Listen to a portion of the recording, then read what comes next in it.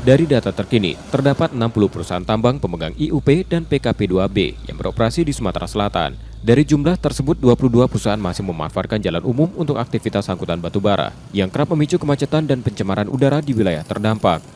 Untuk menekan dampak, pemerintah Provinsi Sumatera Selatan menetapkan larangan angkutan batubara melintasi jalan umum mulai 1 Januari 2026. Selama proses pembangunan jalan khusus angkutan oleh investor, perusahaan tambang diminta melakukan penumpukan sementara hasil tambang di area masing-masing. Penggunaan jalan umum oleh angkutan batubara masih ditemukan di sejumlah daerah seperti Lahat, Muara Enim, Pali, Musi Banyuasin, dan Banyuasin, meski pembangunan jalan hauling mandiri belum sepenuhnya rampung.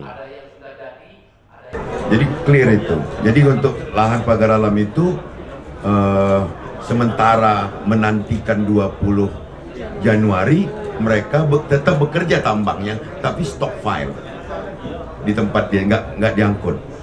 Jadi jalan umum di Sumatera Selatan ini mulai 1 Januari itu tidak dilalui batubara.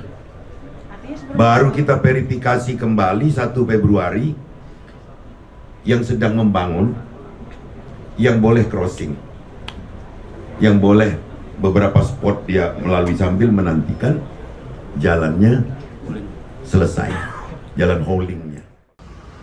Memastikan kepatuhan, Pemprov Sumsel membentuk tim khusus yang akan melakukan investigasi dan verifikasi lapangan hingga 1 Februari 2026. Hasil verifikasi ini akan menjadi dasar penentuan langkah lanjutan. Muhammad Reza Pahlevi, Kompas TV, Palembang, Sumatera Selatan.